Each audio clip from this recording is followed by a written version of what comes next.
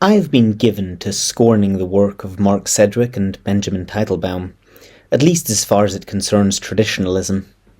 Both have had an inclination, more journalistic than scholarly, to portray perennialism as an intellectual current within the quote-unquote far right.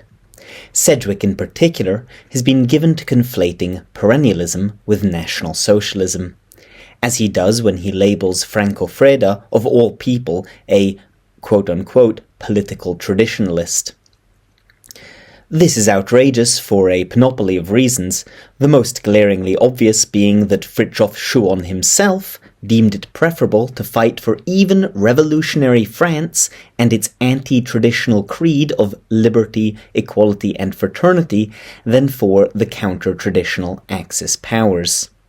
It is curious then, given their singular interest in the connection between perennialism and politics, that both Sedgwick and, until very recently, Teitelbaum seem oblivious to the existence of Tage Lindbom.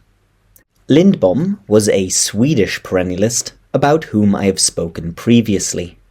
He is one of the very few perennialists to have written extensively about politics, although most of his work has yet to be translated into English.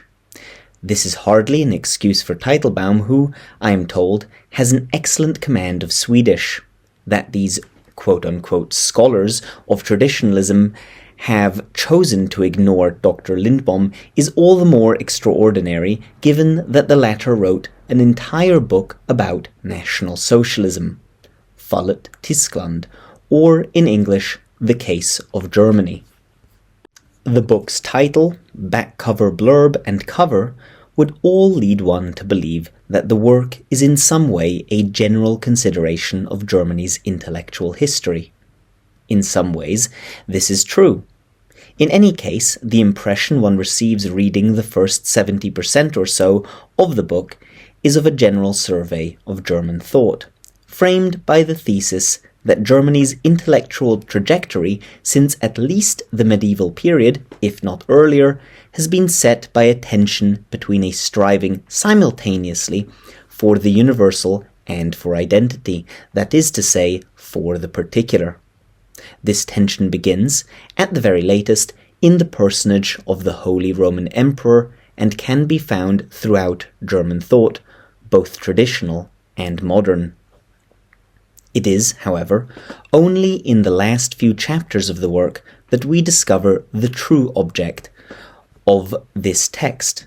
It is, principally, a work about National Socialism, the broader survey preceding the direct engagement with National Socialism having served as context, stage setting, to really appreciate the import of this most monstrous of political ideologies.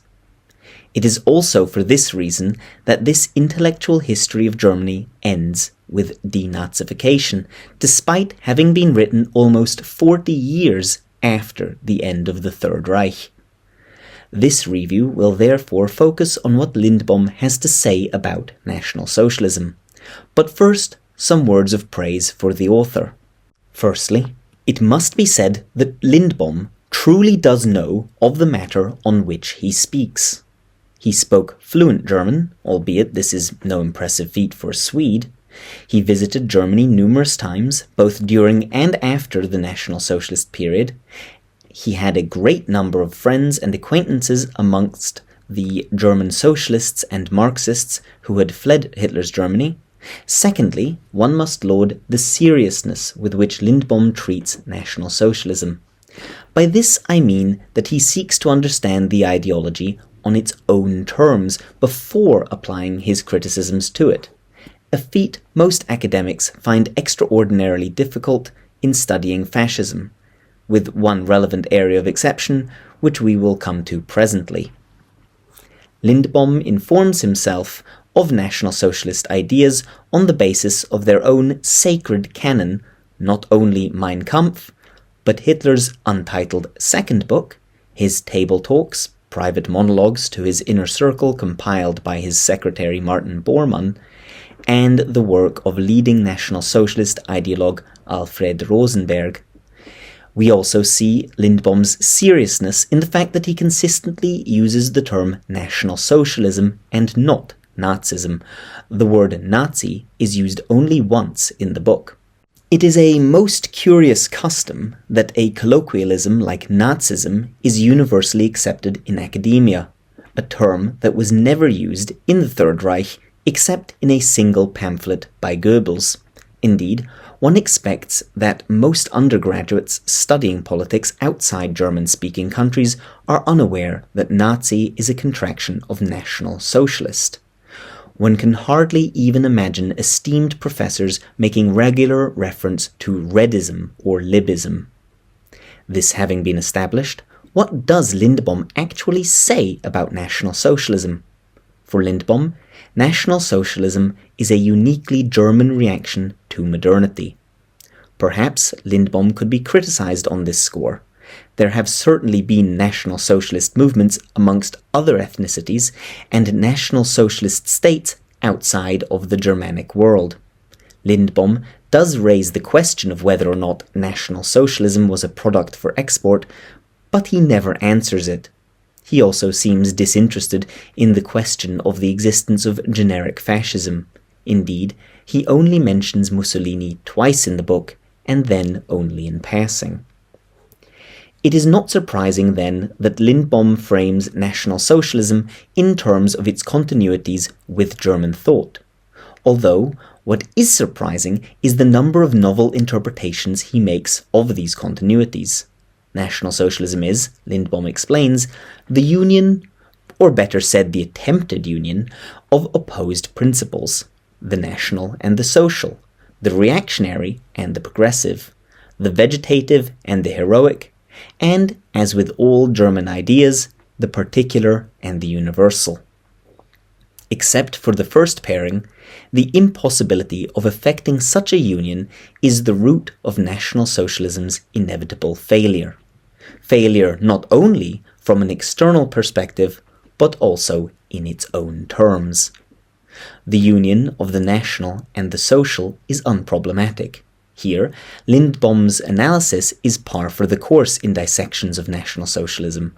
Lindbom rejects the claims that the socialism of the Third Reich was either fraudulent, the position of most Marxists, or that it was identical with that of Marxists, an argument variously incarnated in the conservative liberalism of Jonah Goldberg or Erich von Kühnelt-Ledin, or the generic totalitarianism thesis of Hannah Arendt.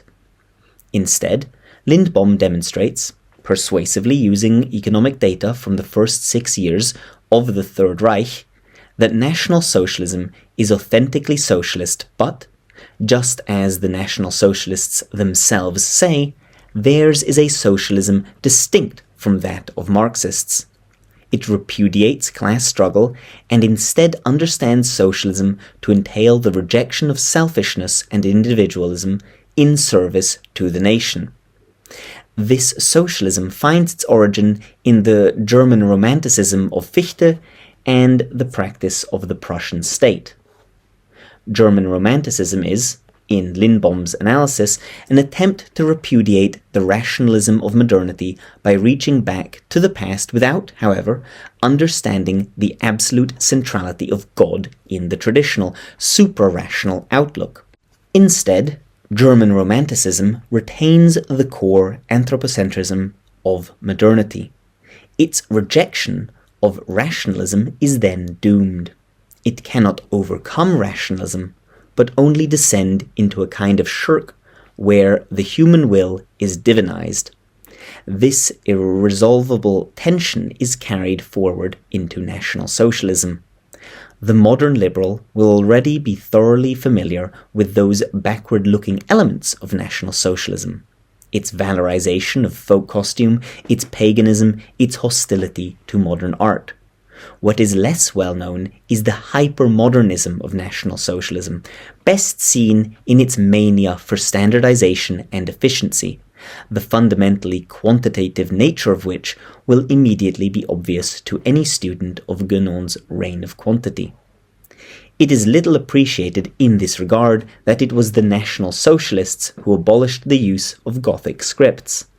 Even more outrageous was Hitler's proposal that all doors and windows in Germany be standardized, so that they may all be interchangeable. It is here that Lindbom identifies one of Hitlerism's greatest failures: the utter inability to fulfill its mission of creating a new Germanic art. Lindbom dedicates an entire chapter to this matter. National Socialism rejected not only modern quote-unquote degenerate art, but also traditional German folk art, and instead sought to create something new. To appreciate the nature of this failure, we must digress and examine one of Lindbom's more surprising conclusions about National Socialism. Lindbom sees it as profoundly influenced by Hegel, whose state worship was itself, in Lindbom's view, deeply influenced by German Romanticism. This is surprising because National Socialists explicitly rejected Hegel for what they saw as his rationalism. It is also interesting that this was not true for other fascists. The Italians, for example, counted Hegel as one of their chief influences. This overt rejection of Hegel by the National Socialists does not mean, however, that Lindbom is wrong to identify him as a primary influence upon them. Immersed and reared in the Hegelian practice of the Prussian state, the National Socialists imbibed Hegelianism without recognizing it as such. Perhaps this is why Lindbom offers us a radical re-evaluation of Konstantin Franz, the Prussian statesman. Franz is often seen as a precursor to National Socialism due to his anti-Semitism. Lindbom, however, interprets him as representing the road not travelled by Germany. He sees in Franz's opposition to Bismarck's mission of imposing a nation-state upon Germany an alternative to the Hegelian statism that terminated in National Socialism. Third Reich's totalitarianism, practically Hegelian and far more perfectly so than the self-consciously Hegelian totalitarianism attempted south of the Alps, is the reason for the former's failed art project. Art, as Lindbom repeatedly affirms, requires freedom. Freedom, the crushing Leviathan state of National Socialism, could afford no one. In this stifling atmosphere, the creation of art becomes exceedingly difficult. As an aside, we may observe here that this is one reason why a political restoration is not a feat worth attempting. Traditional art arose organically from a humanity whose hearts were still close to heaven. It is not something that can be mandated, much less by what Lindbom calls the most godless and most unspiritual of institutions, the state. Only in architecture did National Socialism succeed in producing an art that was new and reflected its ideals.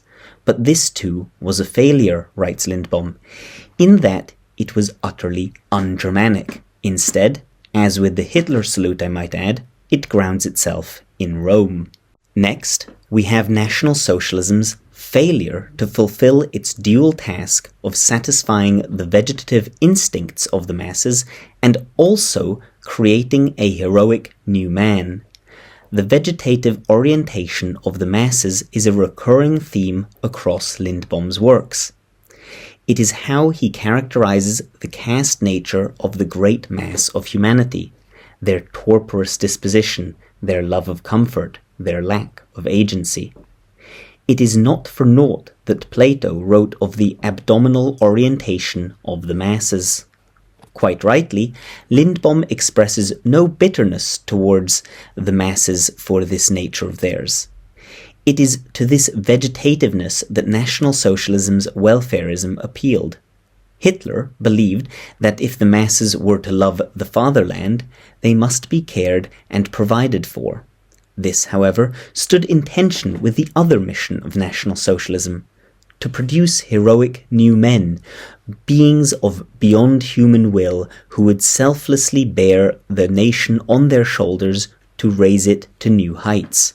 One cannot expect to make a population heroic whilst also fattening them. Modern states do not produce warriors. Indeed, it is only in the deprivation of hunter-gatherer society that the majority of the population are of a heroic character. In even slightly more complex societies, the vegetative orientation becomes the default.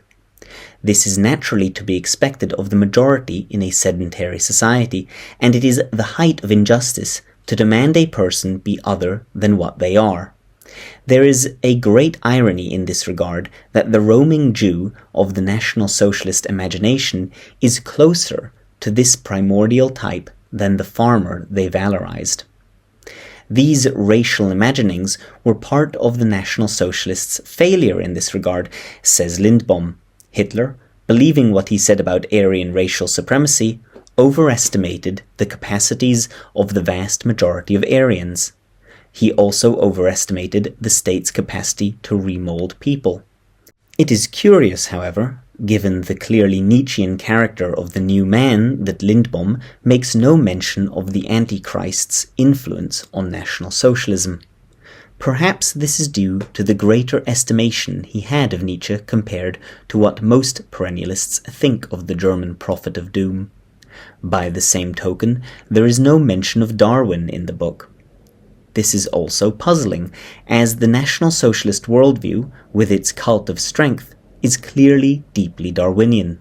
Instead, Lindbom places the blame for this with the influence of Hegel's teaching that what happens is right, only with the Hegelian world spirit replaced with the struggle between races, much as Marx had replaced it with the struggle between classes. Of course, I hasten to add, the influence of Hegel and Darwin in this regard are not mutually exclusive. It is in this racial worldview, this blood mysticism, as Lindbom calls it, that Lindbom finds the cause for Hitler's failure to provide Germany with a, quote, lasting spiritual abode, end quote. This is in no way contingent upon the Third Reich's defeat in the war, for Lindbom holds it would have failed even if it emerged the victor. The reasons for this are threefold. Firstly, the German yearning for identity is, writes Lindbom, ultimately spiritual. The godless, materialistic, and plebeian National Socialists simply could not satisfy this spiritual craving. Secondly, there is the profound violence of National Socialism. This indefinite violence can only terminate in wars of extermination. War, in modernity, demands that industrialization and rationalization be pushed to their utmost, and this leaves no room for the folkish.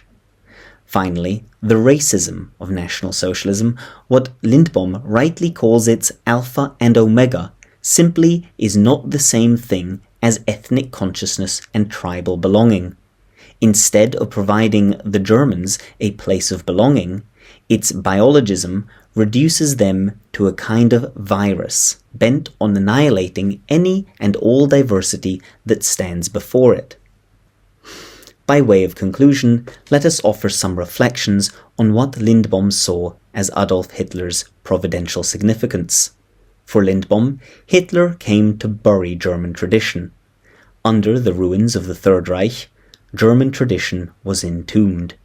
In this way, we can see Hitler as not only having effected a genocide of Jews, Romani, and Slavs, but also, with the assistance of the Allies, an ethnocide of the Germans. This deprivation of an identity for the Germans, Lindbom concludes by saying, is a terrible mistake. Why, he does not say, perhaps having the good sense not to attempt prophecy in the absence of divine assistance. But we can conjecture. Perhaps he would agree with Boris Johnson, but for wholly other reasons, that the EU is a quote-unquote Nazi project, because it is another confused attempt at reconciling universality and particularity. Perhaps he would say that by crushing the heart of Western Europe, it is left at the mercy of Russia and the United States. Or else perhaps he would be fearful of some revival of National Socialism in Germany, or better said, some new ideology functionally equivalent to National Socialism. While trying to avoid catastrophism, we can see something of this in the identitarian wing of the Alternative for Germany party. If you value my work, I'd be most grateful if you would like, subscribe, leave a comment, and share this video with anyone you think might be interested. If you would like to support me in working on this project, I'd be deeply thankful if you would consider becoming a regular supporter through Patreon or making a one-time donation through Ko-fi, links in the description. If you do subscribe, please remember to hit that little bell icon, because otherwise YouTube won't inform you when I upload new videos. If you'd prefer to read my essays over the video format, they are all available in written form on Substack. Link also in the description.